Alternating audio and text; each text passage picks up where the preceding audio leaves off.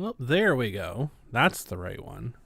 I always forget which one I have to turn on to. Welcome, everybody. Welcome to another lovely Knuckleheads.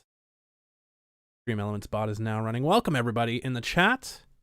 Welcome, everybody on the podcast later in Spotify, everything else like that, wherever you may roam. Welcome. Good to have you. Good to see you. Much love, everybody. All right, how are you all doing? We're a little bit discombobulated. A little bit sleepy, actually. A little bit tired. But we do have something special today. I'm going to start off with something special today, which is something different. We have a local meadery. I say local. It's about like a couple hours away from me. But Hive and Harvest from Monroe Honey. Monroe Honey is right here in Ontario, and they're serving up two different types of mead right now: blueberry and raspberry mead. So today I'm going to be sampling. Well, I'll just be having the entire thing. I ordered a 6-pack, 3 blueberry, 3 raspberry, of the session mead. So we're gonna dig into that today, and I'm gonna give you guys a little bit of a review on that as well. But yeah, today we're going to be talking about some really interesting individuals. We're going to be talking about, you almost missed the stream. We just started, Mirano. Welcome. Hello, Blaze Firestorm, Demon Wolf. How are y'all doing? A-Wig. Good to see you all here, Ragnarok Knight. Good to see you. Yeah, it's we're going to be talking about the Sac Anime debacle today. We're going to dig into a little bit about that. We're going to talk a little bit about tortious interference. Hello, Stacy. Hello, Ethan. I'm doing well. How are you, Ethan? We're going to talk a little bit about tortious interference and why that's a watered down term now, and why in this non-lawyer's opinion, okay, as someone who runs conventions and has to deal with the risk versus reward here, etc., etc. I'm going to tell you why tortious interference is not a scary term anymore, as much as it used to be. We're going to talk a little bit about that. And we're also going to talk a little bit about what powers convention owners actually have over their convention, over time to ride that wave. Hello, Catnip Dave. We're gonna have to talk about what actual powers convention staff and owners have over, number one, their conventions, and their venues. It'll be a very interesting conversation. But I'm hoping that everyone's having a good time. For those of us in Ontario, happy third week of lockdown. Happy third week of super lockdown. We're gonna dig into this blueberry mead here. I've never actually had mead before. This is gonna be an interesting treat. This is a 6% alcohol. And this is from Monroe Honey. The link to their website where you can order this mead is in the description. Hive and Harvest Blueberry is the one that I'm trying right now. It kind of like smells like a beer. Like, it smells like a light beer.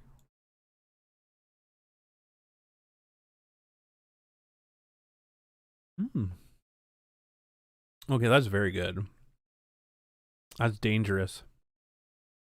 That is really dangerously good. Holy crap.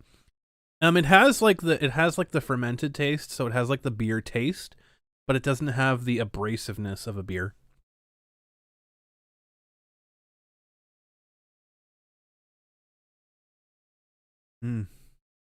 Really really light on the tongue, like really light on the tongue. Tastes like very good blueberry taste. Very sweet for an alcoholic drink. Really nice. I like it. Mead makes my world go around. It's delicious. I'm very impressed. I'm not like usually a heavy beer drinker. I usually stick to liquors or light beers. But yeah, no, this is not bad.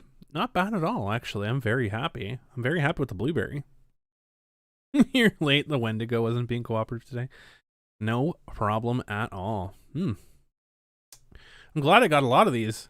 Holy crap. It goes down like silk and then knocks you on your ass. I believe it. This is dangerous. This reminds me of sake. Like, it reminds me of sake, honestly. It has that sake taste, but it's like a really sweet, heavier taste, right?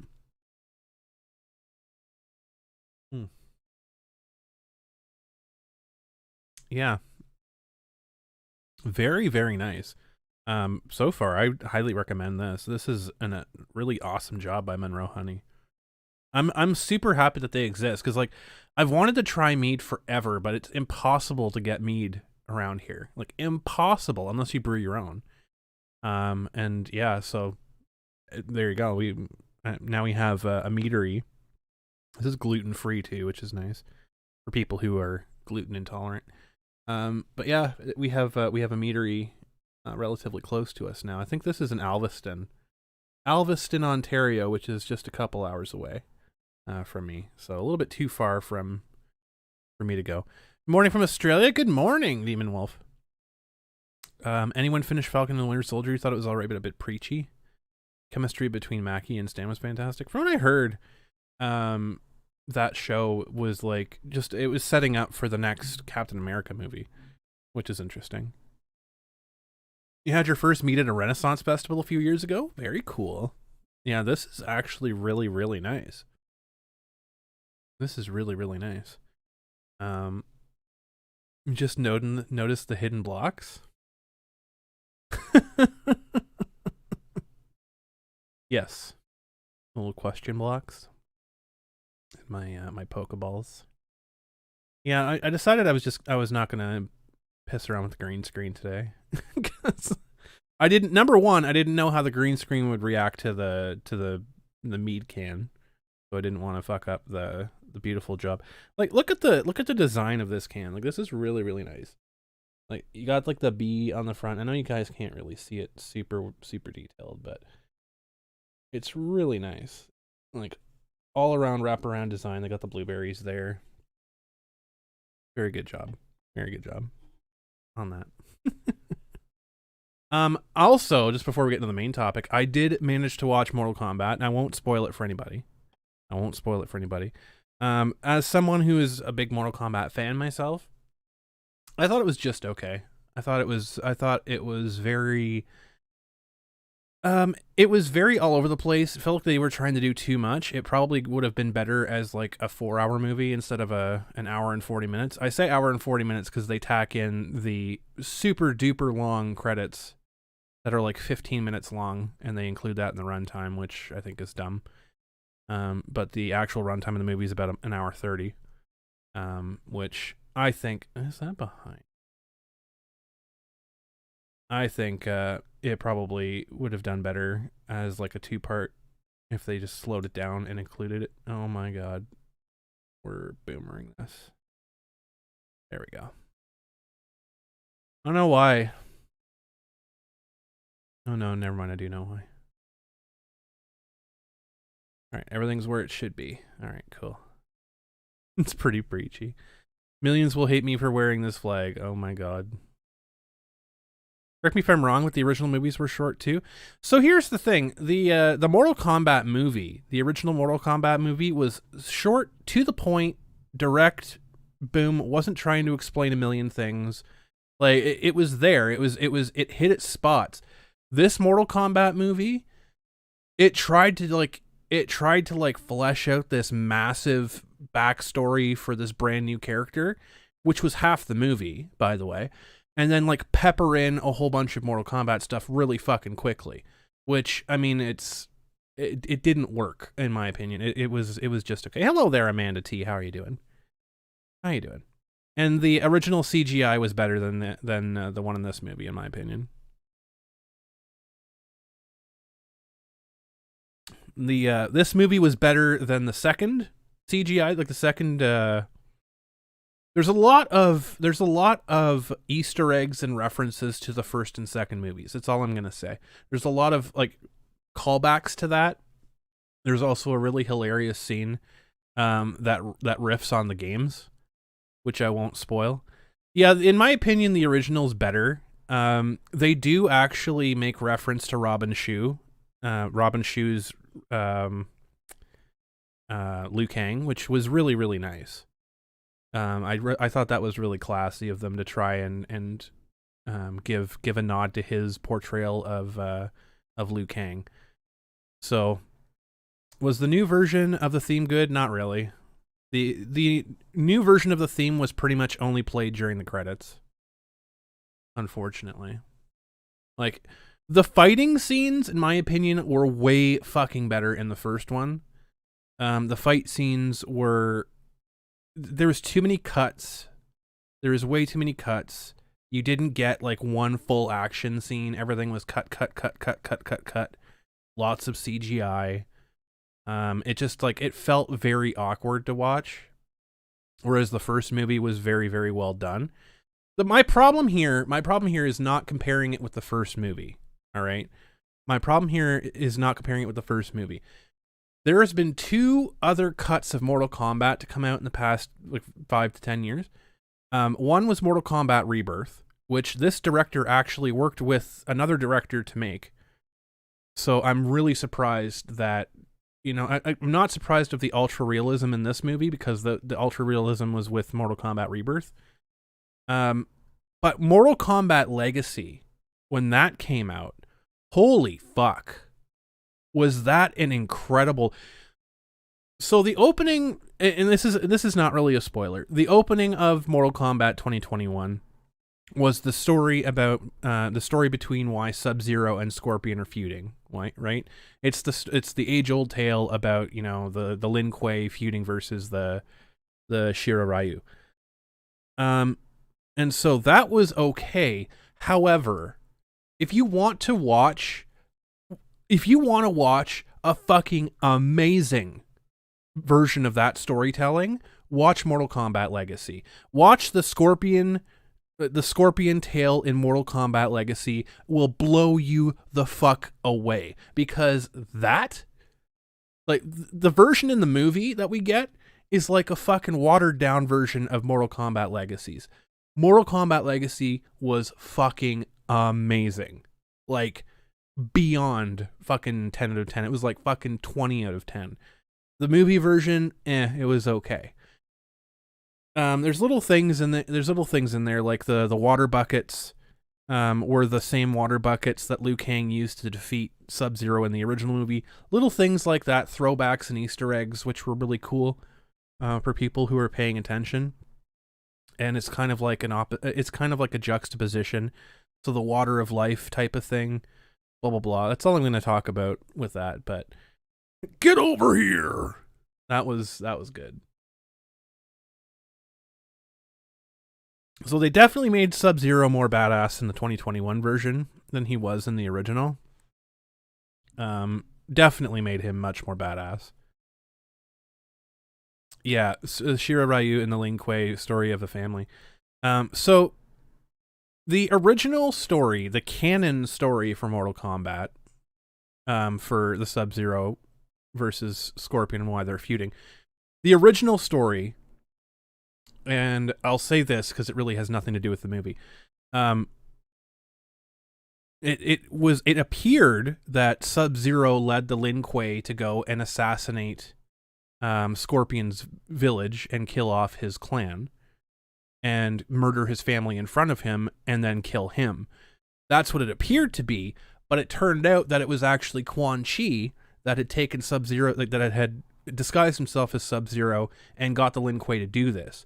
And so it tricked Scorpion into serving Shao Kahn, because Shao Kahn, and I think it was Fujin, or not Fujin, Shinnok. I think it was Shao Kahn and Shinnok that made a deal with Scorpion that he could come back to get his vengeance against Sub-Zero. It might have even been Quan Chi. It was one of the three. Basically made a pact with Scorpion to bring him back so he could get vengeance against Sub-Zero. And when Scorpion killed Sub-Zero to get his vengeance and quash his vengeance, then he found out later on that Sub-Zero wasn't actually the person that killed his family. It was Quan Chi. because Sub-Zero didn't actually kill anybody of his family, he was so overcome with rage and contempt for Scorpion that he became Noob Saibot. That's the conception of Noob Saibot, was because he was so engulfed with rage because Scorpion just killed him, which they were childhood friends. Such betrayal and all that stuff that he became that himself. So that's out the window now, by the way. That's gone. That's out the window. Different storytelling now. I'm not gonna spoil anything about the new movie for people, but they've thrown out the entirety of like 25 years of Mortal Kombat lore and story building and world building. Scorpion ripped off Sac Anime Sac. Ooh, that'd be rough. Tale as old as time it can barely even be friends than somebody bends unexpectedly, just a little small change. Is that a song? Either one prepared Scorpion and Sub-Zero.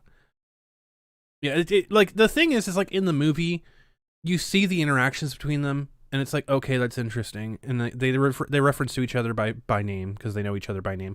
The one thing I will say that's really cool about the movie is that they really play on the fact that Scorpion's clan is Japanese and Sub-Zero's is Chinese. So like Sub-Zero speaks in Mandarin and Scorpion can't understand him. So like Sub-Zero has a monologue in Mandarin and Scorpion has no idea what he's saying. But he's basically like riffing on Scorpion. Whereas Sub-Zero speaks both Japanese and Mandarin, so he understands what Scorpion is like. He understands what Hanzo is saying. So Hanzo Hasashi and Bihan are the two, Scorpion and Sub-Zero. And they were friends at one point, but then, you know, they have to be enemies because they're part of different clans, part of different worlds, blah, blah, blah, blah, blah. So, really interesting. So, that's one thing I did like about the movie is that they actually did hammer home, because that's not really something that's touched on a whole lot, that the Shira Ryu are Japanese and the Lin Kuei are Chinese. Those are two separate, they just war with each other, but they're not the same culture. That's really interesting. Little things like that. Your soul is mine. Yeah, I wasn't really a big fan of the design of a lot of the characters. They can't get Bihan's brother to be a descendant. No, so that's what happens. So after Bihan gets killed, Bihan's little brother takes over the mantle of Sub-Zero. And then he's the one that actually is seeking. He's the one that's seeking out Scorpion because he wants to avenge his brother's death, because he was the one that found out that Quan Chi was the one that basically caused him to die. That was what Sub-Zero the fuck was that shitty game? Sub-Zero Mythologies was all about. That absolutely atrocious fucking game. Sub-Zero Mythologies, I'm pretty sure, was the younger brother of Bihan doing a whole bunch of shit for Quan Chi, and then finding out that Quan Chi actually betrayed them all. And he was doing it to destroy the Lin Kuei and manipulate the Lin Kuei. They had Sub-Zero's brother in Mortal Kombat 2, yes, because the original Sub-Zero died. He was killed canonically by Scorpion, and then his younger brother took over. So that's the way that went. And then Scorpion returned, realized that he still wasn't resting in peace because he didn't kill the proper person, and he found out that Quan Chi was actually the person that killed his family. Good times. I mean, it's a great fucking story. Too bad they didn't bother using it at all, you know. Too fucking bad that they just went off in a completely different direction with one of the most iconic characters and the canonical champion of Earthrealm, Scorpion. But hey, it's been a while since you watched the movies, yeah. So the newest movie, it's kind of a fucking giant mess because they're trying to throw together a whole bunch of different things. Like they didn't explain what is going on in Outworld. They didn't explain why these people are evil. They didn't explain why certain people decided to join. They didn't explain anything. They're just like, all right, well, it's just these guys bad because they look like they came out of the Justice League. You know, like they literally look the same costume design as like Darkseid and all that shit. And Steppenwolf, like they looked like they literally just ripped the costumes off of that fucking movie and slapped them on the bad guys. Which was dumb. It was really, really dumb. But Lingwei super Chinese. Super.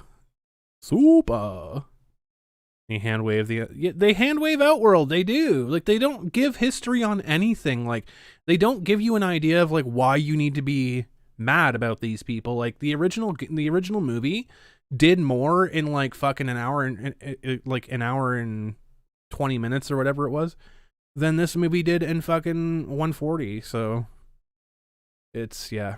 You did like the animated Mortal Kombat? I didn't see that one yet. I have to check that one out. I'll have to check that one out for sure. But what you needed, the Vandal Savage trilogy is an underrated DC villain.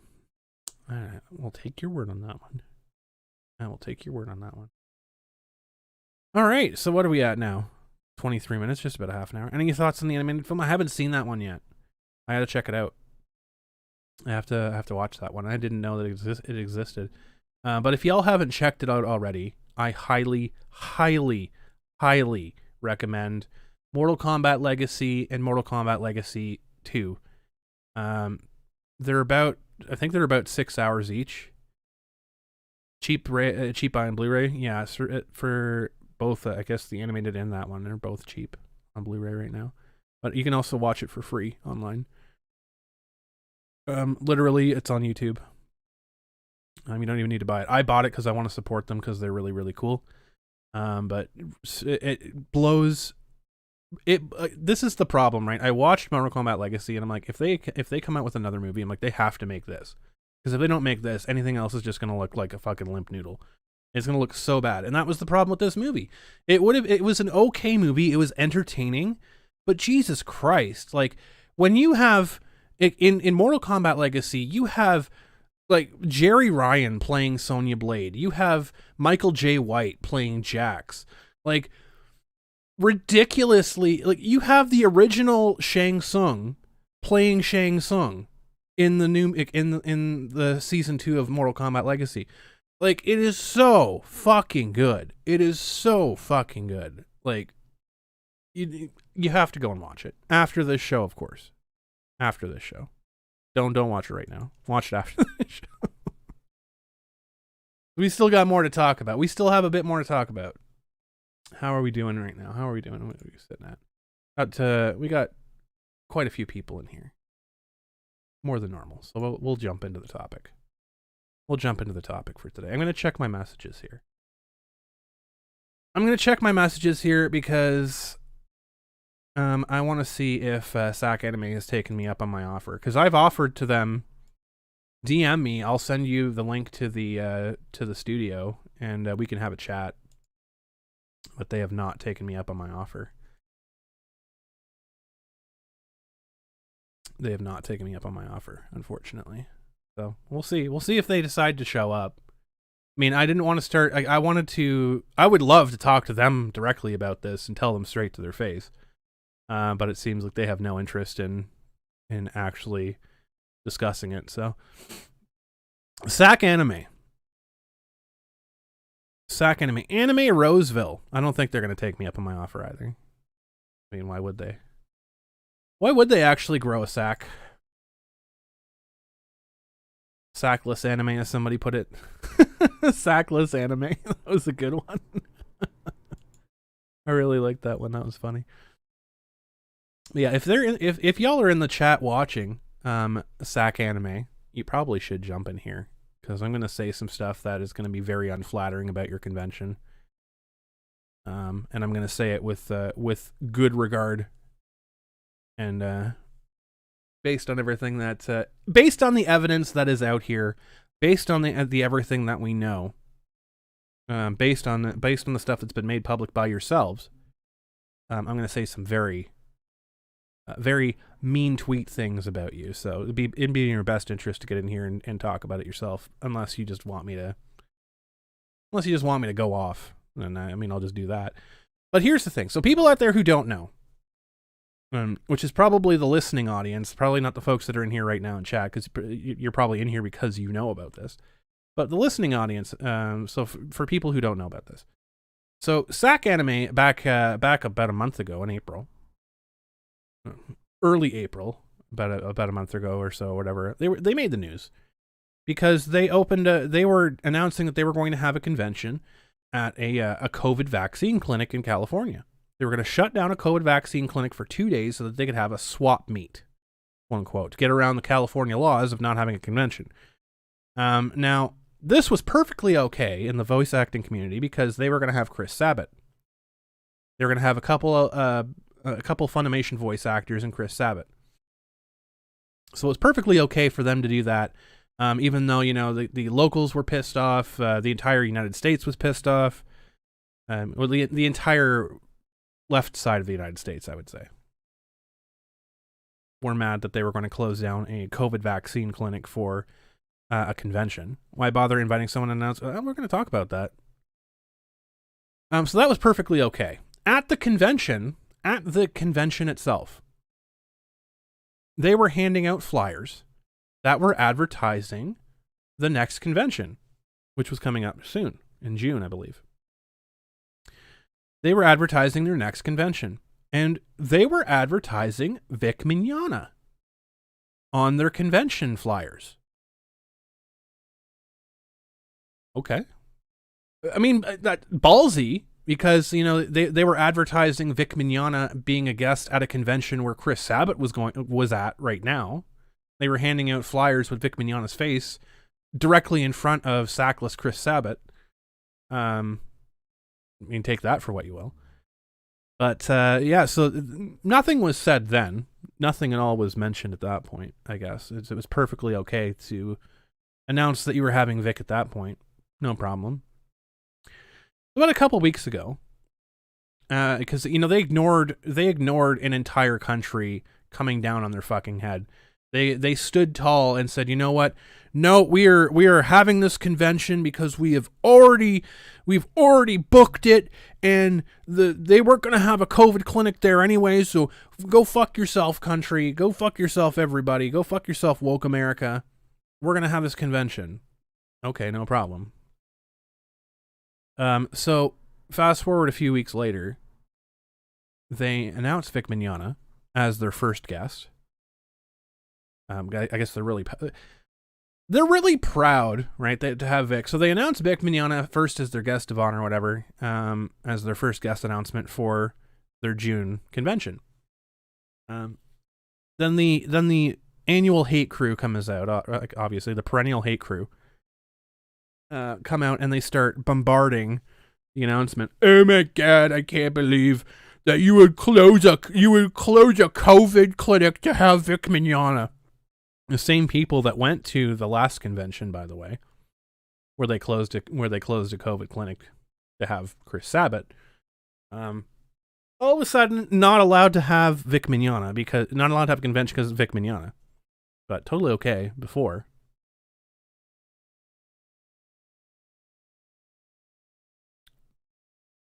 Oh yeah, the business the business card holders. So, side note, Action Toys is making business card holders that are casting couches. Yeah, the blue-haired hate crowd coming out to cancel Vic, definitely not allowed to have a convention because because they're having someone they don't like. If it's someone they do like, perfectly fine to cancel. Perfectly fine to cancel a COVID clinic. Perfectly fine to have a whole bunch of mental gymnastics to say why it's okay to cancel a convention, to cancel a COVID clinic to have a convention. Vic Mignogna, though, no, not allowed at all. So, yeah, hypocrisy is thy name. So they decide, this crowd decides to bombard the announcement for Vic Mignogna. Because, they have nothing better to do. Obviously, it's COVID and they don't have jobs. I mean, if they had jobs, they would be collecting unemployment, but of course they don't. because they just apparently live off of sunlight and dirt. That's what they survive on. So they decide to bombard this announcement yet again, and shortly after they announce it, they pull the announcement down. Hey, Naren. They pull the announcement. So the convention, Sac Anime, pulls the announcement down, and which leads to some confusion. But it might. I mean, I gave them the benefit of the doubt. I'll say that. I gave them the benefit of the doubt. I figured they haven't announced anybody else. Maybe someone jumped the gun and made the announcement too early. What have you. Okay. Maybe it was a rogue person trying to get a negative response or trying to get some sort of thing. What have you. Okay. I gave them the benefit of the doubt. Then it comes out via DMs. Somebody on there's an individual on Twitter that had messaged them asking the convention whether or not they were having Vic Mignogna at the convention. And Sac Anime responds that they've been forced, quote unquote, to remove Vic as a guest from the convention. Now, curious words. Forced to. They state in their response they really want to have Vic there, but they're just not allowed to. Let's pause that. Let's put that in the memory bank for a minute. So they said that they've worked with Vic for the past 20 plus years. Okay. They've worked with him for the past 20 plus years, and they've had a great working relationship with him. So they know he's a good guest, but they're not allowed to have him there. They don't want to jeopardize what they've been building since the 80s. These are their words, by the way. These are their words. They don't want to jeopardize what they've been building from the 80s. What the fuck does that even mean? First of all, let's dive into this for a second here. Okay. Sac Anime has been around since 1986, from all I can find. They started out small, whatever else. Rewind the clock here a little bit. The last time I talked about Sac Anime, I pointed out that they've been inviting a bunch of Funimation people, right?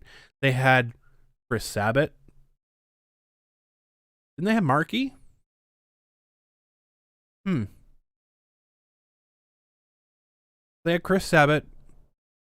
They had Marky, right? Remember what I said back a long time ago about Anime North? Remember what I said about Anime North being, quote unquote, sponsored by Funimation? Right. So, here's the thing. I don't have proof of this, unfortunately, because, you know, I'm on the outside, and of course, they're never going to admit to anything. Isn't it pretty fucking weird, pretty fucking coincidental, that anytime you have a top billing Funimation voice actor, you also have a million fucking nobodies from Funimation that get forced in there, right? So, when you have a Chris Sabat, you don't just get to invite a Chris Sabat to your convention, right? Because you get a Chris Sabat at, like, I don't know, 5,000, 8,000, 15,000, who knows how much you pay for him? Who knows? Who knows how much he's charging? 10 cents? I don't know. I'd never invite him to my convention. After all the stories I've heard about him, absolutely not. Would not invite him to my convention. But I digress.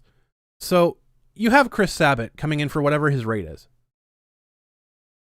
And then miraculously, 6 months later, you have the entire fucking cast of My Hero Academia and 2 people who aren't with Funimation. So your entire guest list, 6 months after you have Chris Sabat, is 2 non-funny voice actors and 500 Funimation voice actors. Wonder why that is. Do you think anybody out there right now is banging down the doors to get autographs from 95% of the people from My Hero Academia? I don't think so. I don't think so. I could be reading the room wrong. I don't think I am, though. Because it's an anime convention, not a My Hero convention, right? And I understand a few of them do different voices for other for other animes, but they're marketing it as a My Hero Academia convention now, the one in September. And their reason for removing Vic from the June show, not the September show, by the way, the June show, was that they were facing boycotts from actors, agents, and managers.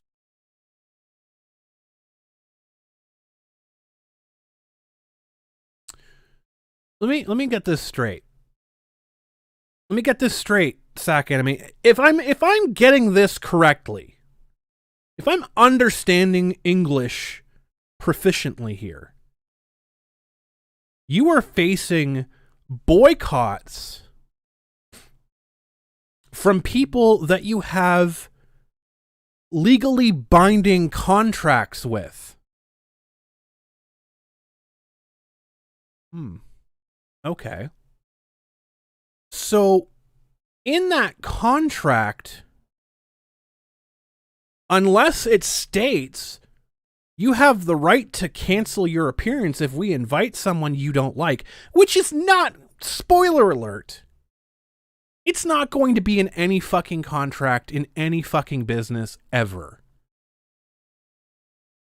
That's why they're contracts, by the way. Their con was never in any danger. They've emboldened the mob to support them either way. They're cowards, nothing more. So here's the thing. This is what I'm getting at here. So there's some big bad behind the curtain, right? That is threatening them. If they have Vic, oh no. So let me ask this. Sac Anime. Was it Funimation? Did Funimation tell you? Or managers from Funimation tell you?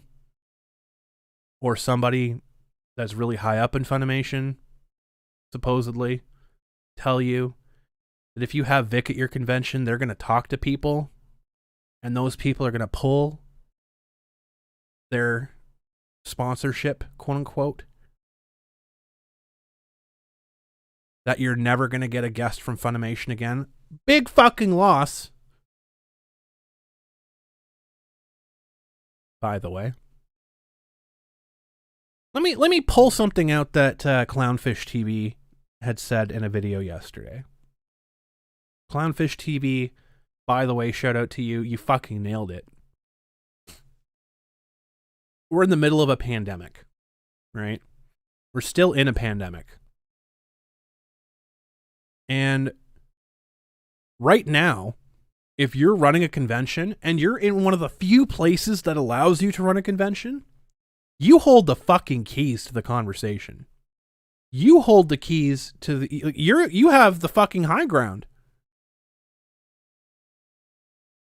It's what it is. You hold all of the bargaining power as a convention owner. Because I can tell you right now, these voice actors make fucking nothing doing voices. Barely minimum wage. Unless you're a top-end fucking voice actor.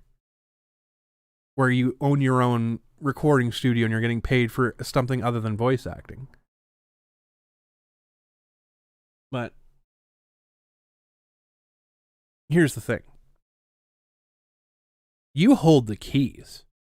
Because you're the place they go to. Not only for free, they get paid to go to your place. So number one, they get money for showing up. A lot of money for showing up for just a few hours. And then they get to milk their fans for even more. And all they do is just sit there, wave, fake a smile for a picture, and then next. Maybe sign an autograph or two. So they're coming to your show strictly to make profit, because they would be doing nothing except jacking off into a sock that weekend.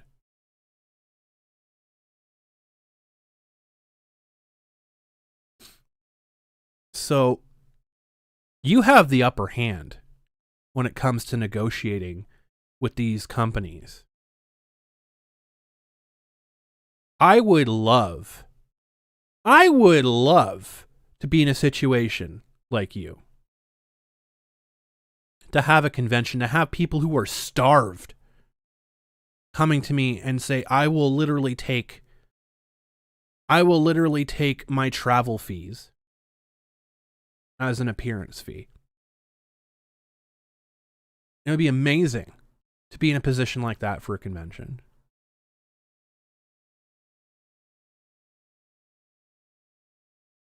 And here you are, afraid that you're gonna lose Funimation. Oh. And you've been running since 86? What the fuck is wrong with you?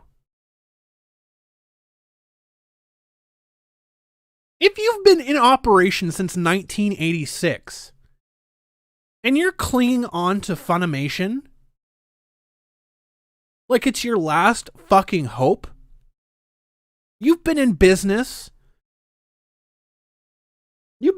for almost 40 fucking years. And you still haven't figured out how to run your fucking business?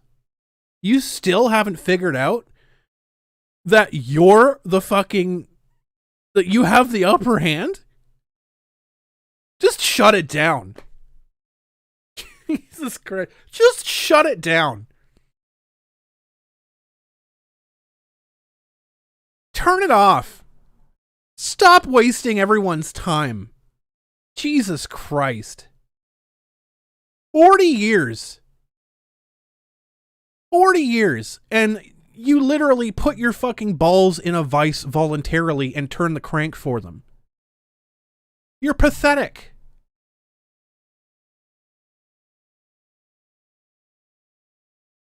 Pathetic.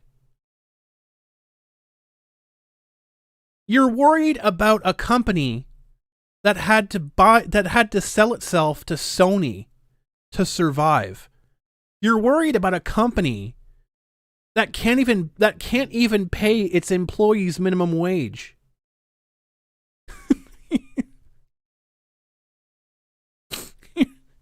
You're worried about a company that literally can't manage itself out of a paper bag. But no.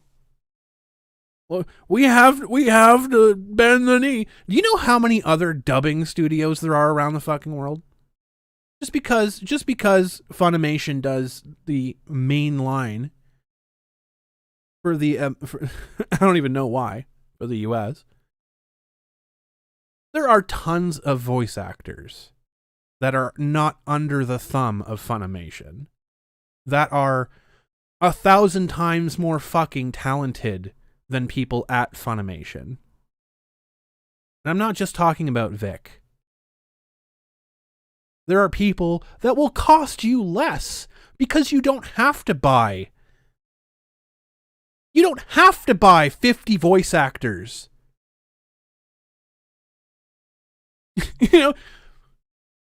You think that you have to pay, I'm just ballparking this, right? Let's say Chris Sabat's appearance fee is $10,000, right? And you get a $2,000 discount because you bring on $15,000 worth of useless fucking voice actors from Funimation. If you're willing to throw money away, I'll fucking take some. Because if someone came up to me as a convention runner and said, if you invite Vic Mignogna, I'm not gonna go. Great. You're not getting paid. You're saving me money.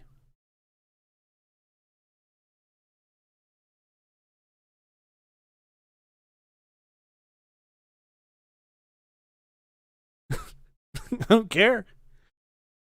Oh, you cost me $200 in advertising? Well, I just saved $1,500. Not only did I save $1,500, I'm going to be getting in however much I get for Vic coming to my show. Or some other worthwhile voice actor or talent. And all that empty space now that I don't have to give to your empty fucking lineups. That I don't have to give to your fucking sitting there on your phone all day with your face down. Because no one fucking wants to see you. I can take that space and I can give it to 15 other vendors who are willing to line up and throw money down on the fucking table because they want to sell cool shit.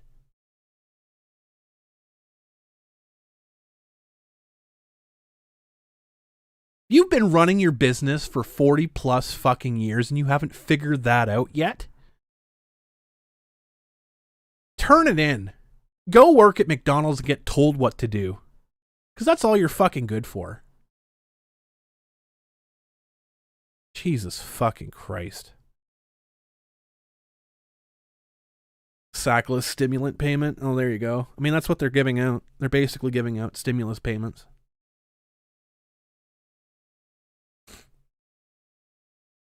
Exactly. Like you could do what Con Bravo did for years. For years. Invite YouTubers. Invite people that actually have a fucking fan base to interact with.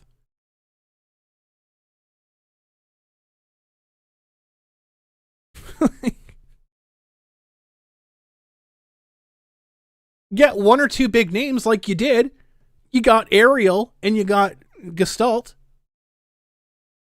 Whatever his name is, however the hell you pronounce him, the guy from The Witcher. That's all you need. Why the fuck do you need 800 people from Funimation?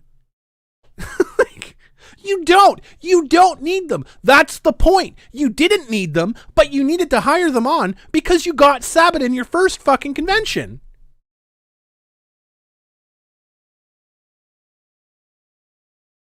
You didn't need to tack on 800 people to that. But you did because you have contractual obligations, right? Gerald. I don't know what the hell his name is. Yeah, Tom, you're more popular than most Funimation voice actors right now.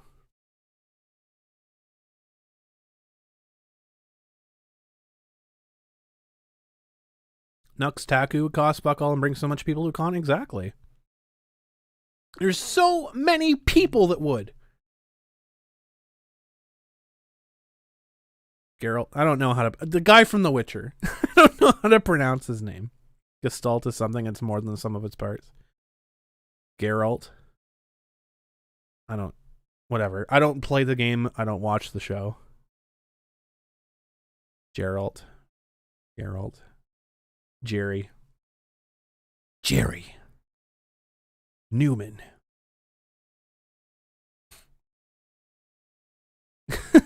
Stop with the damn words that are hard to pronounce.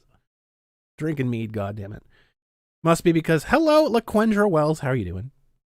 Must be because of the impersonation of Junior you did a few weeks ago on the broadcast. Yeah! Like, you could bring in anybody at all who is not making money right now, who wants to go and see their fans. Use your fucking imagination. Use your imagination. No, we have to invite fucking no name Cardmaster number 3 from some fucking anime dub we've never watched.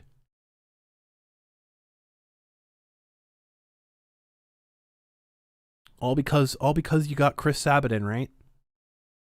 They're a package deal, ain't they? Like I've been calling out for a while. They're a package fucking deal. You can't get Chris Sabat without taking on the fucking dregs. You have to take it all. It's how they get the money. Right? Because, you know, I'm not an expert about this, but I'm pretty sure that Funimation has a minimum appearance requirement.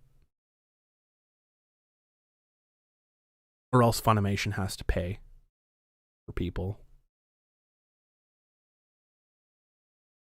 Just a speculation, however, I think I'm on point with this one.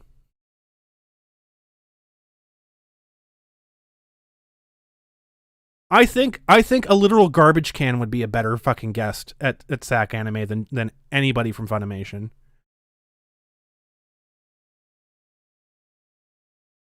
You could call Oscar the Grouch's home, and that would be a better fucking guest.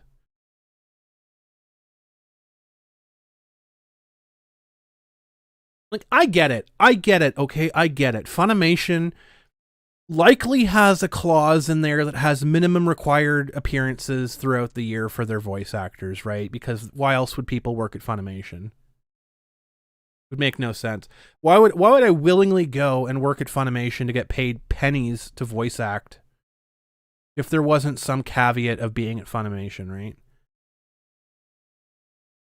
It's minimum, like you get a minimum of like 3 or 4 guest appearances at a convention a year. And you have to go there.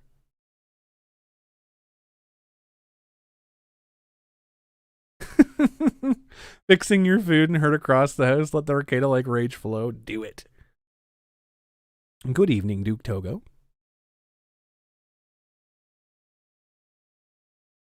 Like, Robo Ken Jennings Potato would be a better guest. You know, things that people actually want to see would be a better guest. Not the fucking crew that, you know, I guess I'll go get their autograph because Vic's lineup's too big. Sorry to say. You know, you go to a convention, you want to get an autograph from somebody. Goddamn, Vic's lineup is around the fucking block. Oh, I guess that chick from My Hero Academia, she doesn't have a line. I guess I'll go get her I guess I'll go get her autograph. 5 hours a week, minimum wage. You'd want a damn good clause in my contract to do that. Absolutely. Absolutely. Because they're not making money voice acting. They make money on the peripherals. They don't get residuals. Right? They get money from going to the conventions. Because that's where they make their money. They make their money by their brand. That's why Monica, that's why Jamie, that's why Sabat are trying to offer voice acting lessons. Not like they know how to fucking do it, but teaching someone how to do something requires you to have a degree of knowledge greater than what your skill is.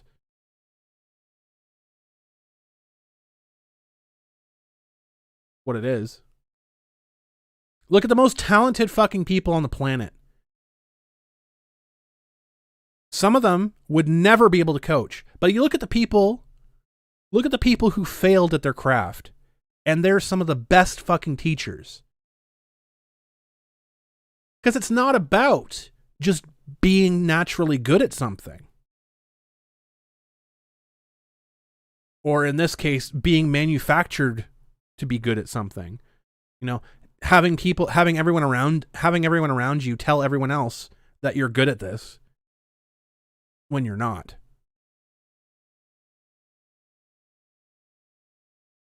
Being forced into living rooms,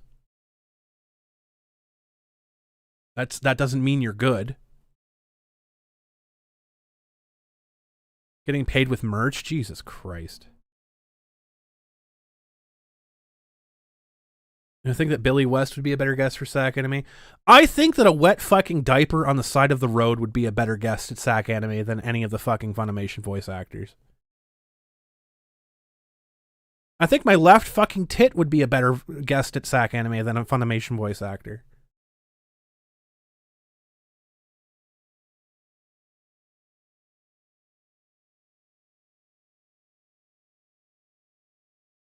It is literally fucking ridiculous. This is what I'm saying. Like, there are people out there that they may not be the absolute best at what they do. They may have only had 1 or 2 characters, or they may have only had a couple opportunities, but their level of knowledge is at a fucking degree higher than anybody. And being able to talk to people and let people know and like get down to a level where you can break it down for people.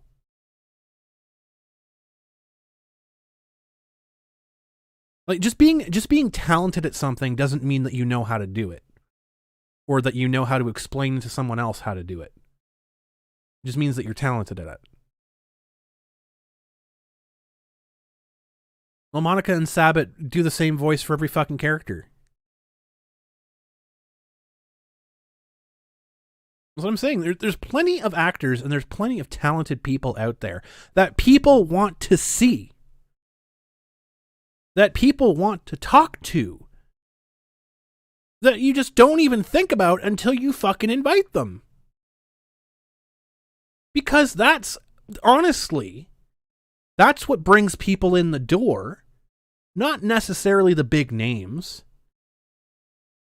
But the, holy shit, I have an opportunity to meet that person. That's really cool. They might not be the biggest fucking name.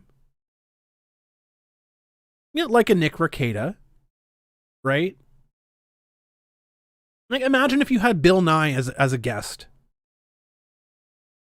Right? Not a huge name. Like, I mean, he's a huge name for some people, but he's not like a fucking massive name. I mean, you could get Project Melody. Get the people behind Project Melody. Use your fucking imagination. Laziness. Complacency. Well, they do it with Miku or whatever her name is. They do it with that virtual singer live all the time. When you're talking about anyone at fucking all, just, you look at literally anything at all. Con Bravo made a fucking convention around it. They took YouTubers. They had like JonTron. They had Channel Awesome. That was their heyday. I know Channel Awesome is not really a huge thing, but that's my point, though. It's like you could literally get people for pennies. Like Kitchener Comic Con, we had PJ Phil from YTV. We had the host from Uh-Oh. They aren't the biggest names, but when they were there, people recognized them. They're like, holy shit, that's really cool. They're really interesting people. Like, it's also because the biggest names, yeah, no one would go to see Mars Girl, exactly. No, I'm saying in the heyday of Con Bravo, Channel Awesome was what's at its peak, right? I'm not saying now. Not now. Maybe people would go see Mars Girl if they could throw tomatoes at her. See how far she could catch them from.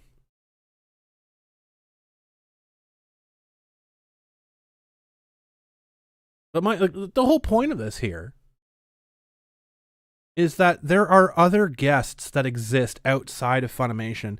There are other dub actors that exist outside of Funimation. Yeah, people would show up to see the local weather forecaster. Fucking seriously. Use your fucking imagination. It's California, for Christ's sake. It's California. You telling me that they don't have like literal fucking celebrities like on the street begging for opportunities to come on? Fucking come now, please. Jesus Christ.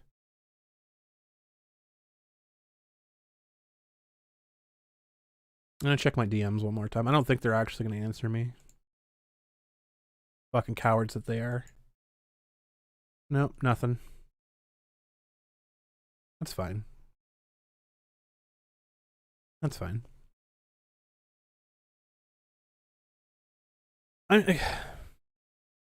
Get some pro wrestlers. 100%.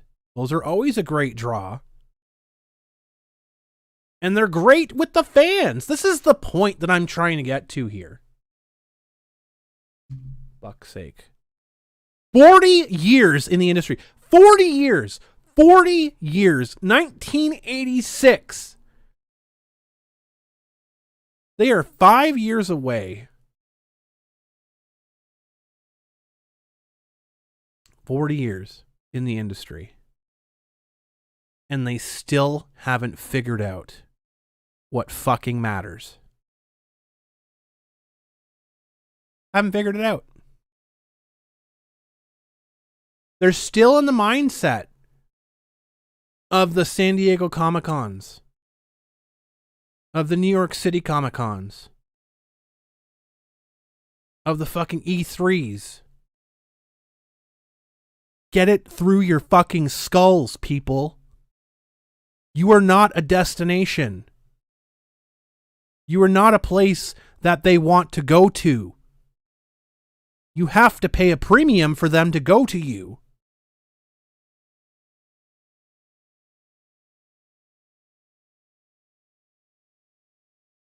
Do you think that William Shatner wants to go to a fucking Roseville convention?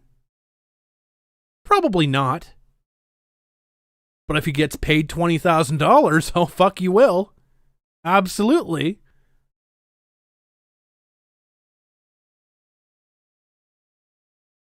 Do you think that he's going to charge $20,000 to go to San Diego Comic-Con though?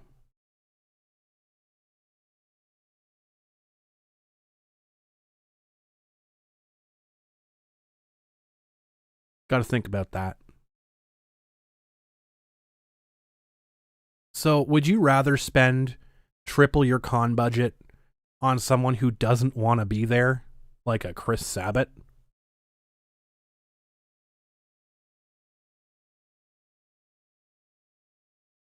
Or would you rather spend your con budget on people that are going to be there and make it enjoyable for your fans, enjoyable for your staff, enjoyable for your community?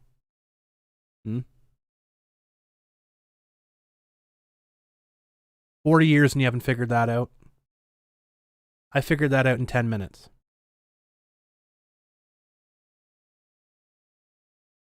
I figured that out before I became a convention organizer. 40 years and you still ain't there. Pack it in. Pack it the fuck in.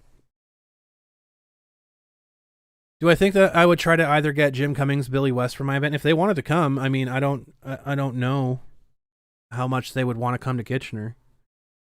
Or how much of a demand that they would have to be here.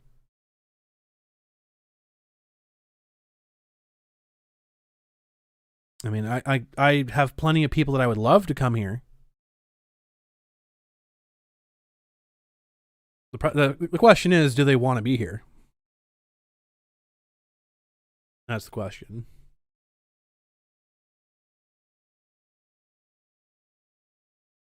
Shatner narrated a shitty animated movie last year. Yeah, and I bet he got paid a lot of fucking money for that.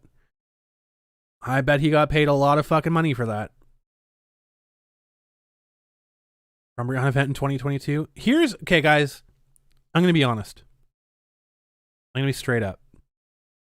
100% honest here. I would love to run a convention. I would love to start up a convention. Hell, if I could put one on tomorrow, I would. Problem is for me right now. Number one, the pandemic. We can't do fucking anything in Ontario right now. Can't do fuck all. Number two is money. What it is. It's going to take me a long time. It would take me probably a few years to find all the bursaries and little sponsorships and whatever else so that I could get startup so I could make a convention. And then it would take another year planning. It would take a little bit of time to do all that. So I'm hoping that we don't that we don't need to be in this pandemic shit for another year, and that we can get back to normal in 2022. But I am definitely planning a convention. I am working on it. I just don't know when I'll be able to get there because money is a huge factor. I would be looking at probably about $20,000 as a startup for that. Just probably bare minimum. For a venue, for the what the fuck are they called? If I wanted to get my own tables and shit, because I would have to rent tables, but it's better to have your own tables year over year. And basically the infrastructure for the convention. Advertising and stuff, really not that bad to do. Because advertising is all mostly digital. If you know where to advertise, that's 9/10 of where it is. And yeah, guests. That would be the large chunk of that $20,000 would be guests.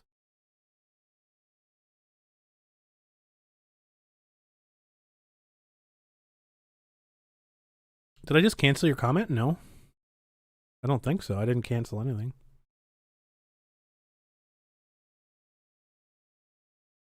Shatner's 90 doesn't give a single fuck about and he's the ultimate person for truth bombs. Oh yeah, no, I allowed it. I allow mostly everything, so.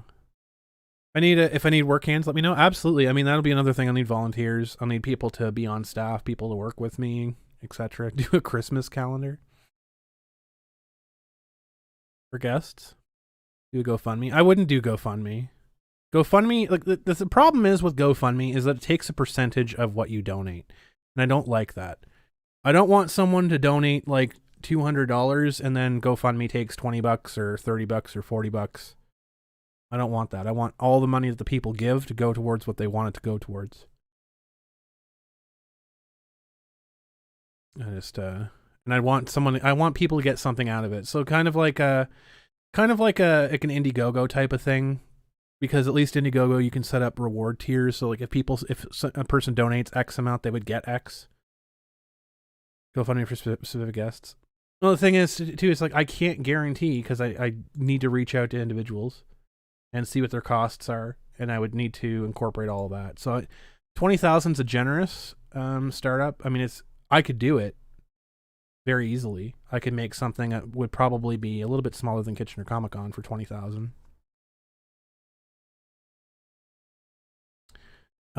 Absolutely would love to have Jason David Frank. You know, he would be huge. And he's been in the area before. Like, he's a really nice guy, and I would love to have the money. I would love to have Power Rangers at the show. Absolutely. Problem is like some of the Power Rangers that we've had, they come from the very obscure shows. Like, we've had the opportunity to have Power Rangers at Kitchener Comic-Con, and the problem was that they came from like the 13th generation Power Ranger show, and they were people that no one's ever heard of before. So, you volunteer Action Toys? Thank you.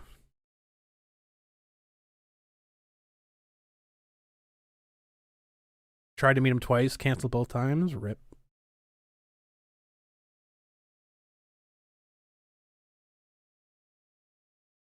I mean, the thing is like guests are a hassle no matter what, right? Guests are a hassle if, especially when you're in a convention. This is why I always say it's better to go quality over quantity, right? So if you have a Vic Mignogna, if you have a Jason David Frank, if you have a William Shatner, if you have a Patrick Stewart, if you have like all these people at the same convention, right? Then you have to cater to everyone at the same time, but you can't do it. You can only be in one place at one given time. Hello, Stan. How are you doing? How are you doing, Stan? Stan knows. You can have like 15 top of the line guests, and then something's going to fall off the table because you're giving the responsibility of dealing with one or two guests to someone who probably doesn't have your same expertise. So they're going to seem like they're a hassle because they're not getting stuff they were promised, because everyone takes a slice of time. So it's much better to have like 2 or 3 guests that are top lines that you can dedicate your time to, you can dedicate your attention to, and then get everything done. Like, from my understanding, I don't think that Vic or Nick had any issues at Kitchener Comic-Con whatsoever. And they weren't a hassle for us at all. They weren't. I think they had a good time. I mean, I don't know. I'm just going by it. But we were able to do that because we didn't have 20 other guests to fucking cater to. Right? Because every guest that you have is important to you. And you have to keep your commitments to all of them, not just one of them or 2 of them. Oh my god, you got the whale and the remote on that fucking couch? That's so funny.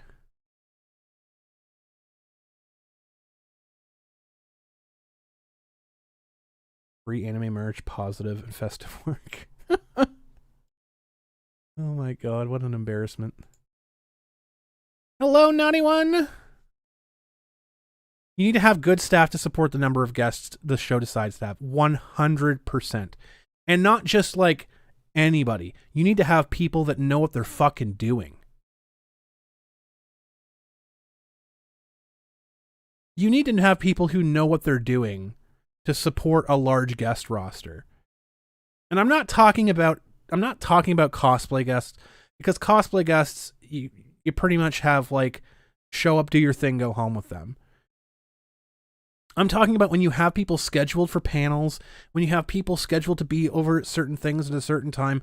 You need to have that. You need, if they're selling merchandise or if they're whatever else, if they have to have lines managed, all of these things need to happen. And it might seem like it's an easy thing on paper, but when it comes down to it, you need to have the focus and you need to have a dedicated person.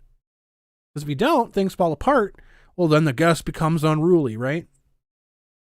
They're so hard to deal with. They're not, really. They're really not. Because if they have an itinerary where they have to be at a specific place at a specific time, and they're enjoying time with their fans, it's up to the convention to keep track of that, right? Make sure that they're there when they're supposed to be there. It's, a little bit of guest wrangling. But that's what it's supposed to be. Because they're focusing on their fans. They're focusing on maximizing what they can get while they're there. It's the way it's supposed to be. 40 years. 40 years, and this fucking sackless convention still hasn't figured out what the hell they're supposed to do. Unfucking believable.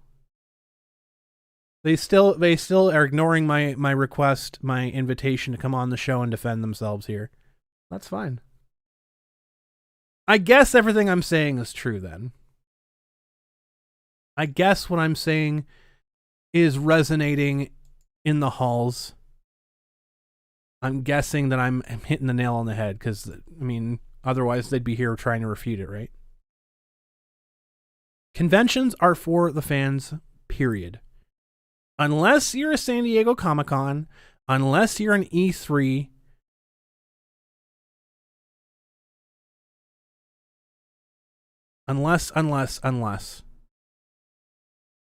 Unless you're a destination spot, they're for the fans. You have to give the fans something to be there for. Would I have Johnny Young Bosch at my next event? Absolutely, if I could. Absolutely. Bunny has their balls in a vice. This is my point. Stan, I was talking about this earlier. They're so fucking worried that Funimation is going to pull their little agreement that they have. Here's the thing, Sac Anime.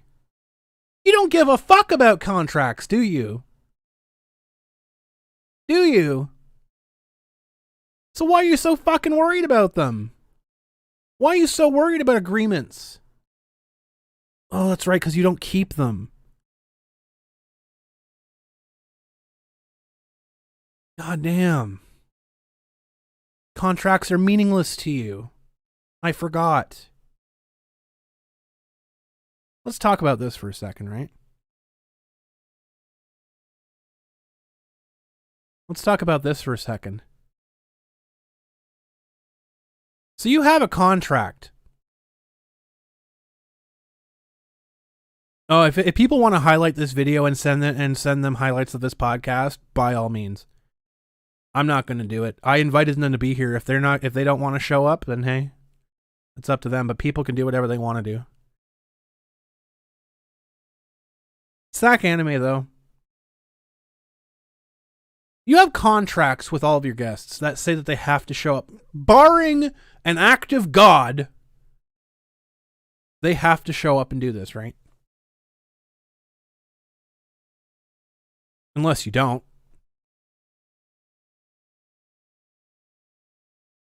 Unless you don't. But hey, people keep coming back, right? So I guess you do. What agreement do you have with Funimation, though? That is so ironclad that you literally have to break a legally binding contract.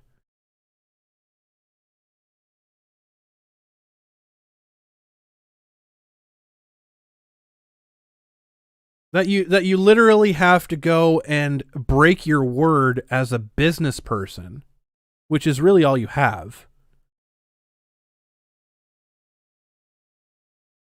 You have to show the entire world. You say that you didn't want to risk. You told people you did not want to risk what you have built over 40 years. What you have built since the 80s. You don't want to risk that.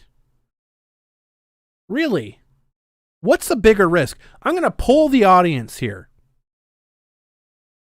What is a bigger risk? Number one, is it a bigger risk to invite Vic Mignogna and possibly lose Funimation? Or is it a bigger risk to two, break your word, break contracts frivolously, not actually tell the truth as a business person? What is a bigger risk to your business?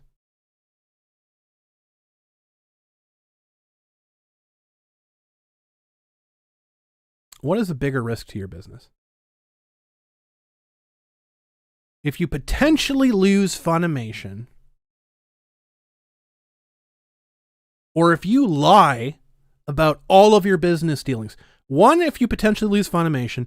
Two, if you lie about all of your business dealings and don't value your contracts whatsoever. You don't honor your contracts. I mean, it's pretty simple to me. I would think. Seen a couple of twos.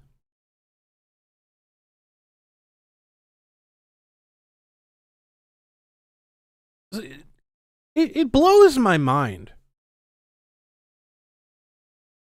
Because the people, yeah, gosh, I have no idea. It blows my mind these people think that Funimation is the be all end all. It's not. They're not the central bank of anime conventions. We're not talking about inviting cryptocurrency to your fucking convention. Like, we're talking about people. We're talking about giving the fans what they want.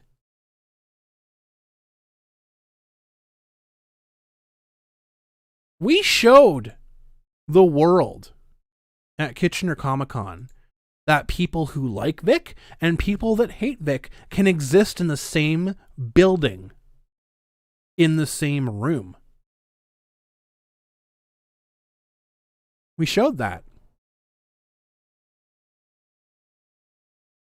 Because you know what? People are adults.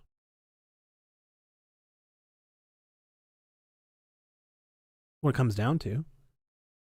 But you're showing that you can't even have Vic in the same state because Funimation is going to pull your fucking contract. You don't value contracts. Why do you fucking care? Contracts have no meaning to you. You had a verbal contract with Vic Mignogna, which is legally binding in your state. And not only that, you put it on paper by advertising him.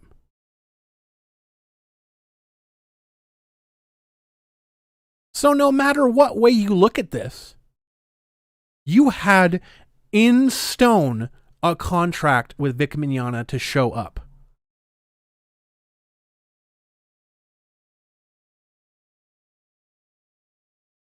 And what did you do? Oh, we're not allowed to have Vic at the show. Why? It wasn't because of the 10,000 imaginary clowns on Twitter that don't actually physically exist. Wasn't them.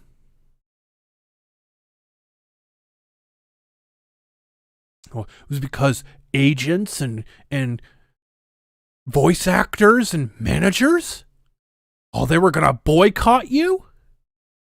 Fucking let them. You know who they're hurting? They're hurting themselves. They're hurting their fans. In the great words of Captain Kirk, let them die.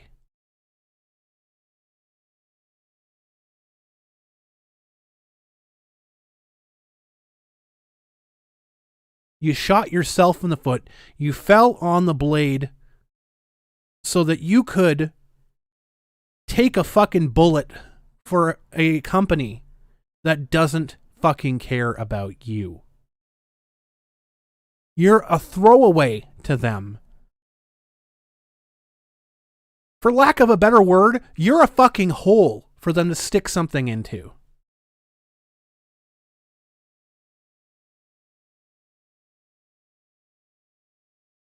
You're just a use for them. Because they have to stick Monica Rial into something. Or else they have to fucking pay her at the end of the year. Because they didn't uphold their end of the bargain. They didn't uphold their contract with her.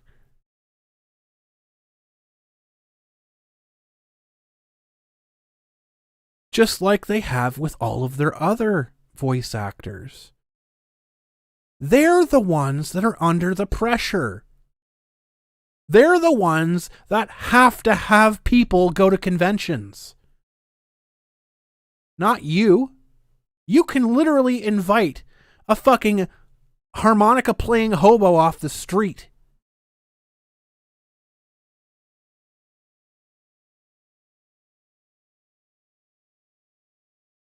They have to have them in conventions.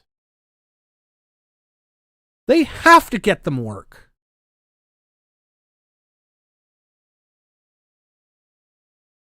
"40 years and you still haven't figured that out. You still have to figure out what fucking leg of your pants to put your fucking foot through, right? Still have to figure out what end of the toilet paper to use.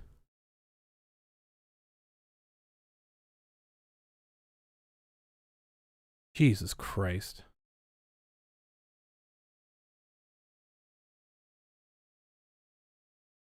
Harry the Hobo harmonica playing at Sac Anime. That'd be a big draw, in my opinion. Next biggest fucking star. I've said this before. I'll say it again.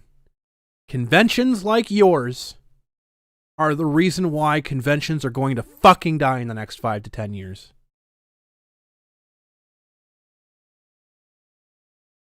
Because you keep cutting pieces of yourself off to fucking eat.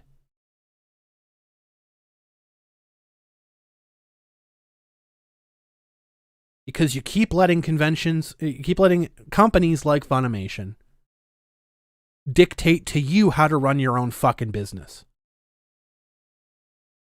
You have no fucking spine. You have zero business sense.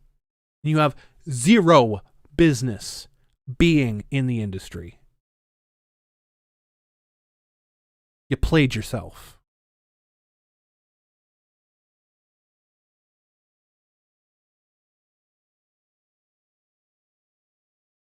A lot of them have already died off because of the coof. Good. If they were smart, then they would know. Take this time and go around, get all the people that are starving for a convention appearance. Pennies on the dollar. Treat them like a fucking king or queen. And there you go. When conventions are back up and running again, when things are healthy again, all of a sudden you're going to have a guest list that cost you a fraction of what it would because you did something that no one else did.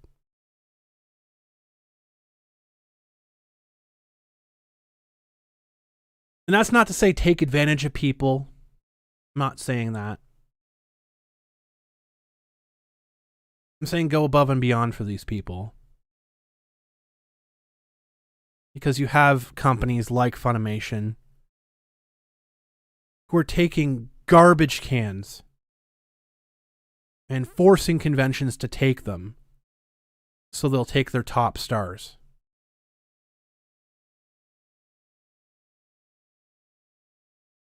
In order to get Chris Sabat on your convention roster, you have to take Monica Rial. You have to take Jamie Markey. It's like a punishment.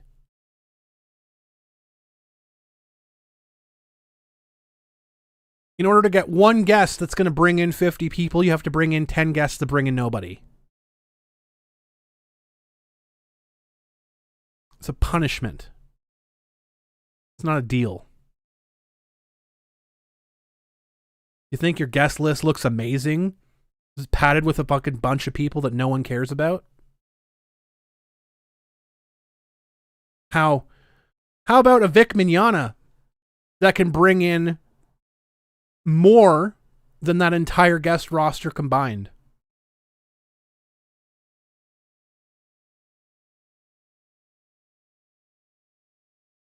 I don't know. Maybe it's just me, but I don't think that inviting 50 people that are going to bring in 700 that cost me fucking boatloads of money outweighs bringing in one person that could bring in 750 for a fraction of that. I don't know. Call me crazy. Let's talk about TI for a minute.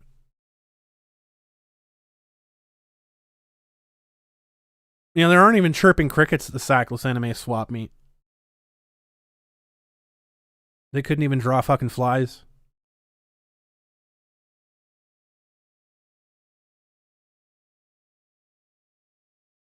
And half these voice actors fucking use headshots that are like 30 years old. No one knows who the fuck they are when they show up.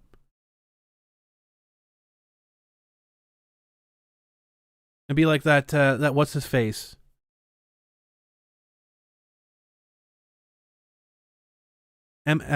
Emily Disinterested, whatever his name is. Uses a fucking headshot of him like 300 pounds ago. People show up to get a signature What the fuck's the land whale sitting at the table for?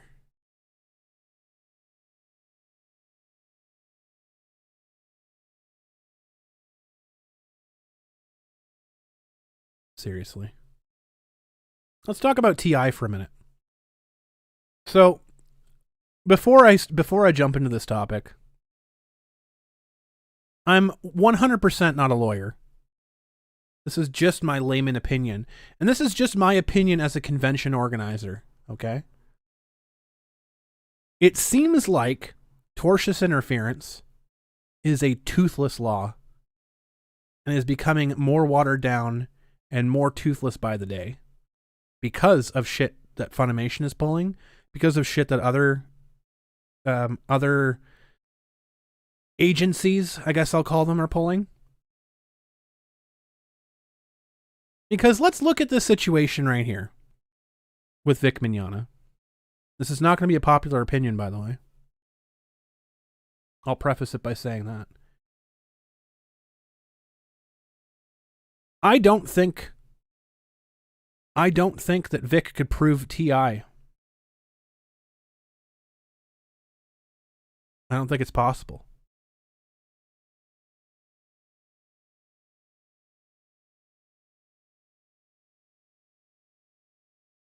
Not in this situation. In this situation, I don't believe that it is tortious interference with a contract or a prospective business. I do think that Vic has a case to go after the convention for his contract, but I don't know if it's worth it. I don't know if it's worth spending $15,000, $20,000 to go and recoup $5,000. Maybe he could get more out of them. I don't know. But this is why tortious interference is a toothless law. Because you're dealing with conventions, you're dealing with people who are not worth a fucking dollar. So what are you going to get out of them? I don't think there was any tortious interference on this because the convention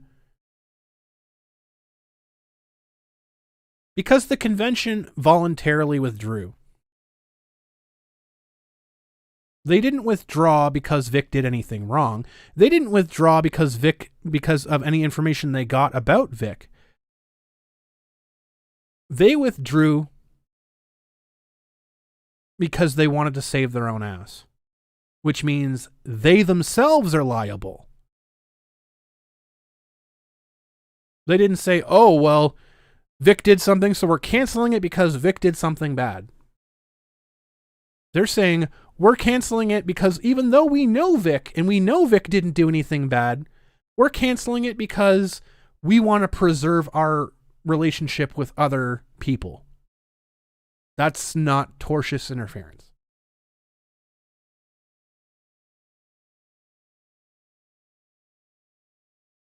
Now, you could argue the fact that other people tried to boycott. That would kind of be a moot point because you can't prove something that didn't happen. So because they didn't boycott, there's no proof. They said they could have said, oh, we're going to boycott. That's not boycotting, though. Because when push comes to shove, they have contracts that they're obligated to uphold.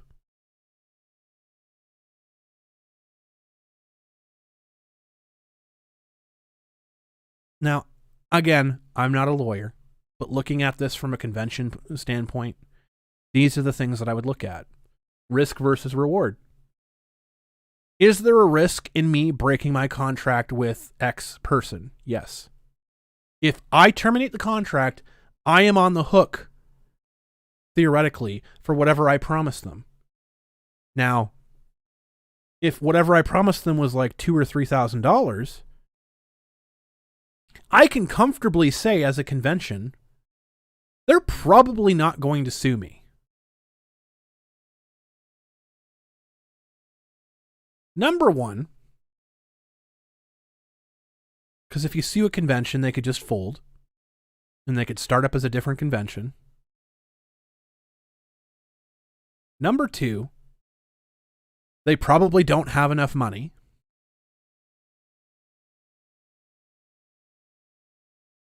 So there's absolutely no return. So I get away with breaking a contract.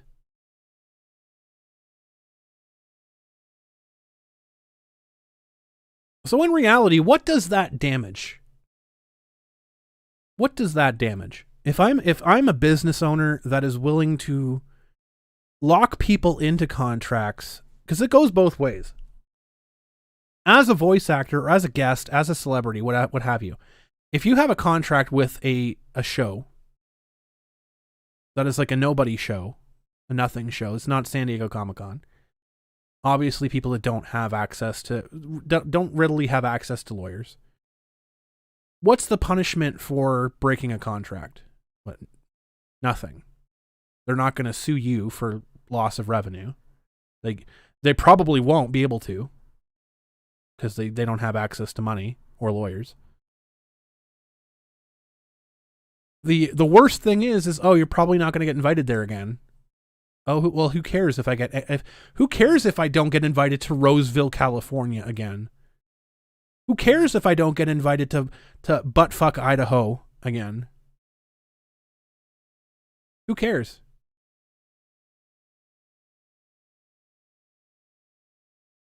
So when you look at it,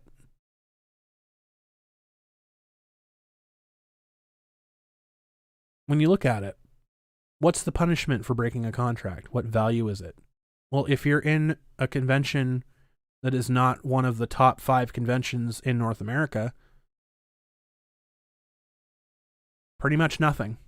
Pretty much nothing you can do about it. Unless you have access to lawyers, and you have fucking endless amounts of money, and you have no problem burning $50,000, $60,000, $70,000 to recoup nothing. Just as a moral stand. I mean, go for it. That's why TI is such a toothless law now. Because you can manipulate it so much. Because Funimation wouldn't be considered guilty of TI unless there is actual proof of it, which is difficult to find.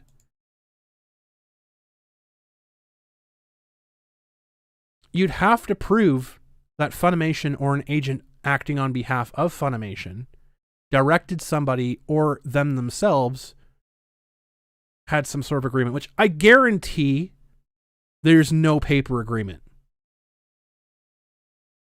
I guarantee this is an under the table wink, wink, nod, nod. Under the table hand job type of thing. Guarantee it. Not so much for Anime North, though. I'm pretty sure Funimation's sponsorship of Anime North is actually written down. But, that actually comes with being a business and actually running your business properly. Unlike the clowns at Sac Anime. Apparently 40 years, they still have no idea how to run a business.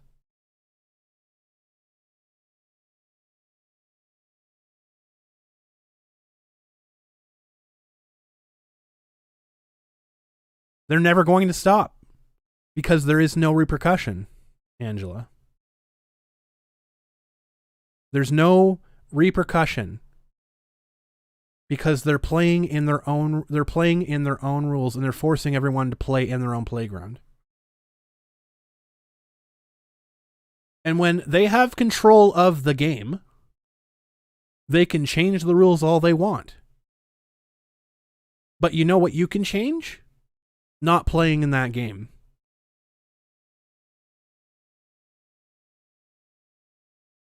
The one thing that you can change is choosing to play along with them. And right now, it's a dying fucking game. It's a dying game because they're literally eating themselves.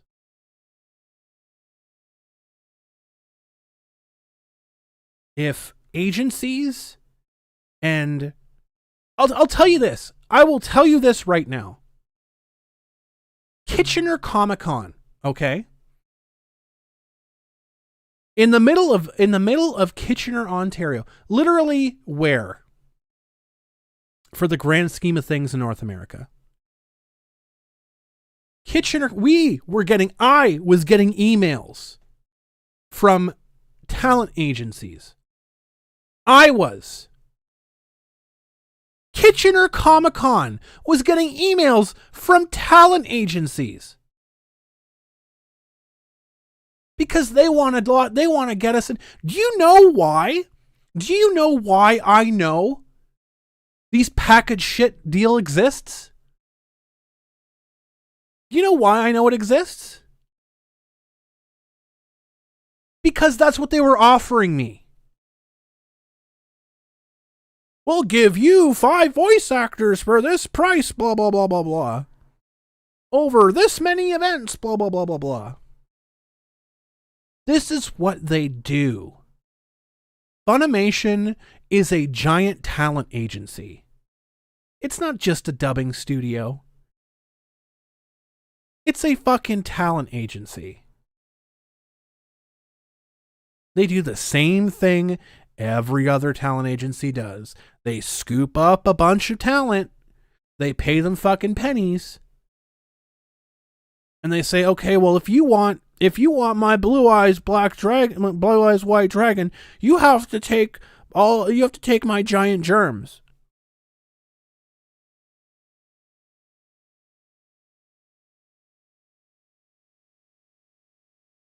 If you want the top billing of an agency, then they're going to pepper you in and force you to take 4 or 5 nobodies because they have to fulfill.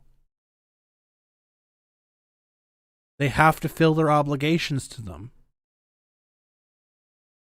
And then it's all of a sudden bargain bin Sunday. You want the top billing agent by themselves? Oh, you got to pay a premium.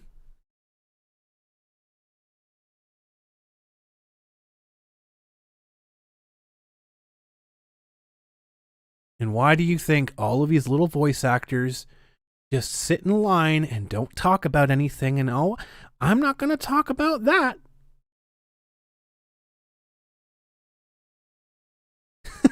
Using a Yu-Gi-Oh reference while I'm playing Yu-Gi-Oh! Woman, get out of my head. I activate Dark Deal. All of these voice actors just sit down and shut up. Because they know you say anything at all. Do I have my sound bites turned on? I do now. Come on, man.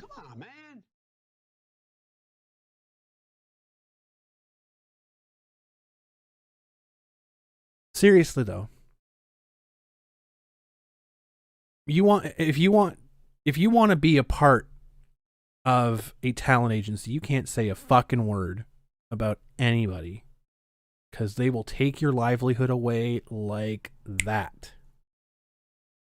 They'll take away your ability to make money. You have to sit down, shut up, toe the line.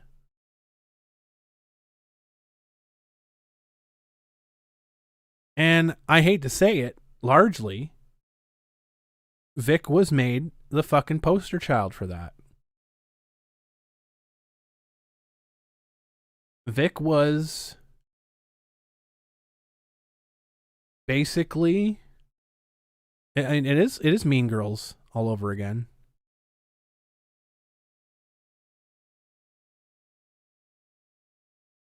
Vic was made to be the fucking scapegoat, and he was made to be the example. The example of what happens when you step out of line. Gosh darn it, if he just kept quiet and just took his punishment. Come on, man.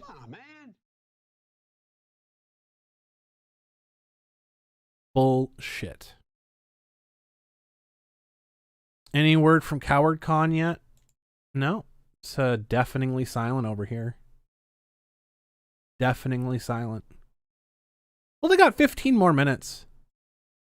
They got 15 more minutes. I'll give them 15 more minutes.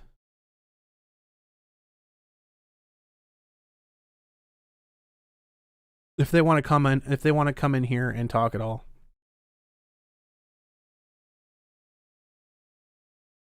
Lobby's open.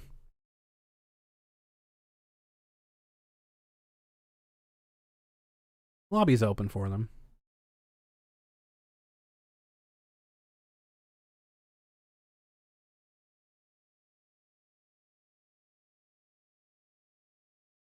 I wanted to talk to them straight to their face, but I want to say all this shit to their face, but you know,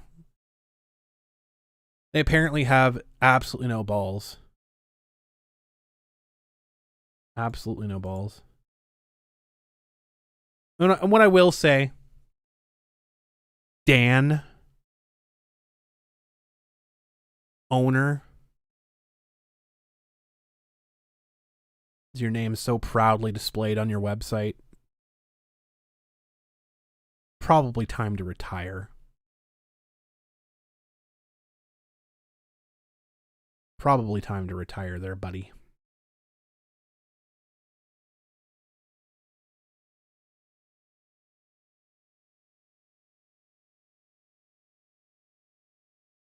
Even, and the sad part is, even if appeals do come back favorably, like 100% favorably for Vic, this won't change anything.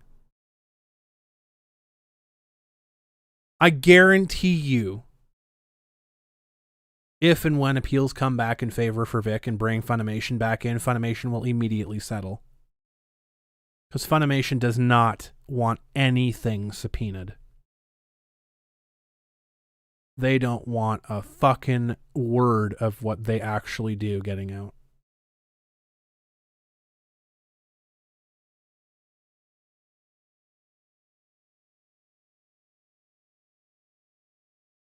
Because shit like this that we're talking about right now would be brought to the forefront. And the sad part is, it probably has, the people that run Funimation probably don't know anything about it.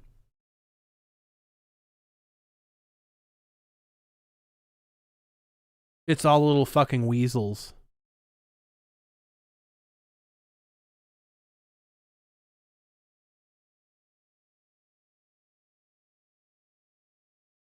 It's all little fucking weasels that are in Funimation that are trying to make it power for themselves, cut out little sections for themselves. I mean, it's 50-50, right, Caliber? It's 50-50 if it comes back or not. Who knows? They've been taking this long, so hopefully that means that they're actually taking a good long look at everything.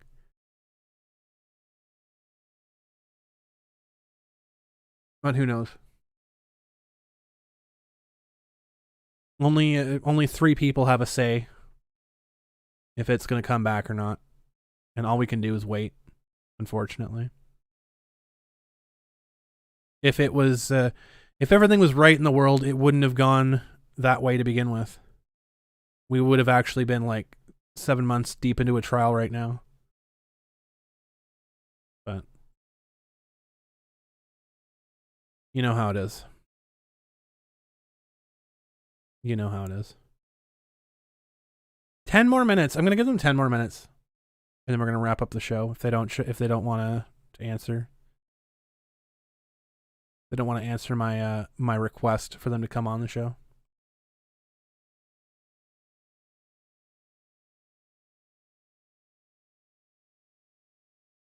It's just, there's so much that has gone into this. There's so much that has gone into the attacks, the slandering, the libel, everything that's gone into this. It's unfortunate that we've created a system beyond the justice system that permits it to exist, right? So I'll talk a little bit about in this last 10 minutes, I'll talk a little bit about what power conventions and organizers actually have. So the funny part is when it comes down to a convention, organizers and staff really don't have a whole lot of sway over a lot of stuff that happens, right? When you're talking about a venue, if you're renting out a venue, like you're renting out a hotel, maybe at a future date, Bora Ricada idea, big brain panel on this topic. I mean, hey, if people want to jump in and we want to talk about this, absolutely. I mean, I'd love to have Stan on. I'd love to have people on who are tied up in conventions, talk about all this stuff. Absolutely agree. What it comes down to, if you're renting out like a hotel, you're renting out like stuff where you have control over your venue space. Depending on state, depending on province, depending on whatever country, you do have some control over who's allowed in, etc., etc. When it comes down to breaking the law, however, unless someone gets assaulted on the convention property, so like someone walks up and punches another conventionee during the convention on property, you can't really do anything. You can't do anything. You can kick a person out. Can't press charges because it didn't happen to you. If someone comes up and says, so-and-so sexually assaulted me at the hotel, I would, as a convention staff or owner, we can bring you to report it. Like we can bring you to a place to report it safely. We can get you in contact with the people that you need to get in contact with, but we can't report it for you. We can't. We can't report a crime on someone else's behalf, no more than you can report a crime on someone else's behalf. You know someone that got sexual assaulted, you can't call the police on behalf of someone else. I mean, you can. The police can go and interview the person and they can refuse. Much like Illic Guardiola did, right? If we remember that, Illic Guardiola sexually assaulted a minor because there is no consent for underage intercourse. And when the police went to interview the minor and her guardian, they were uncooperative and they refused to interact with police. And so he was never charged. And that was because he agreed to marry her, right? Just the whole situation that Vic, like that they blamed Vic for, that wasn't actually Vic. Let's be perfectly clear about that.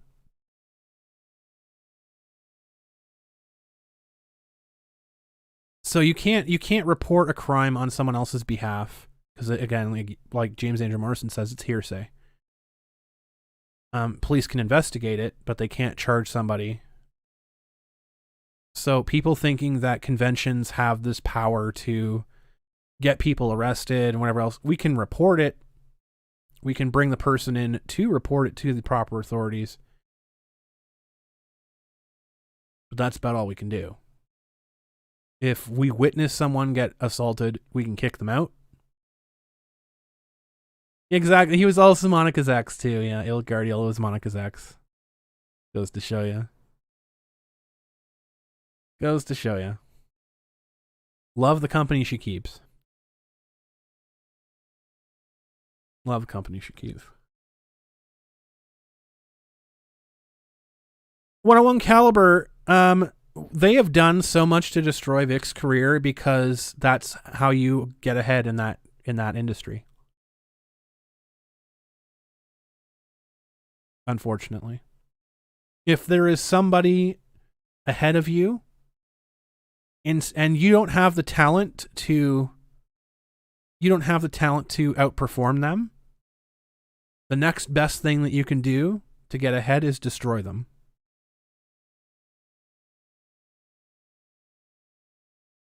Which is why they're coming for Sabbat. Make no mistake.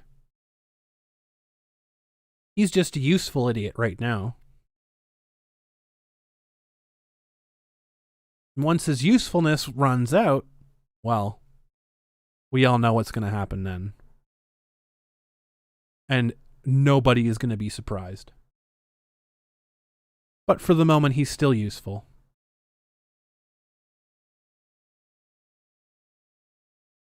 He's still top of the convention mafia right now. It's only a matter of time, though.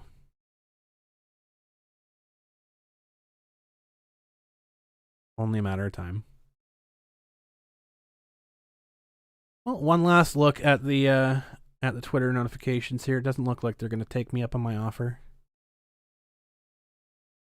Does not look like they're going to take me up on my offer. And for the bat and the balls. Useful. You thought him to be a big player. He's owner of a company that has close ties with Funimation and Sony. You would have guessed that he is bigger. Guessed him to be bigger than a small fry. This is the thing. It doesn't matter. It doesn't matter how big you are. Look at Weinstein. Didn't matter that he was the biggest fucking fish. They still took him down after his usefulness ran out. It's gonna happen. It's going to happen. Now, my prediction here, I'm going to look into my crystal ball.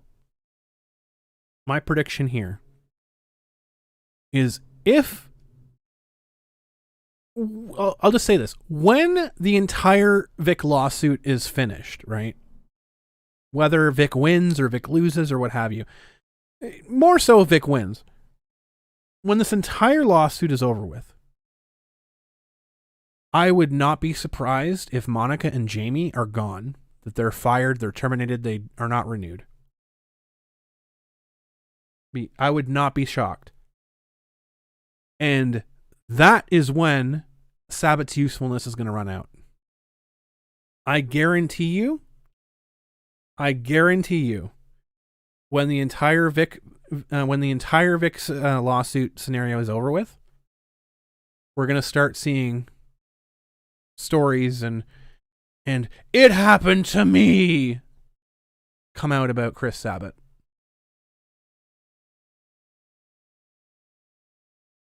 Put the date in the calendar. Countdown. Because that will be when Sabat's usefulness is up. So he better fucking hope. Why do you think that he keeps putting them into conventions?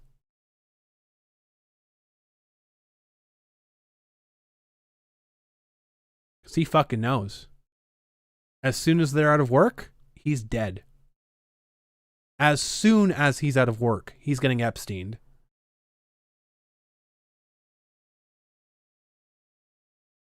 It's in his best interest to keep them at work.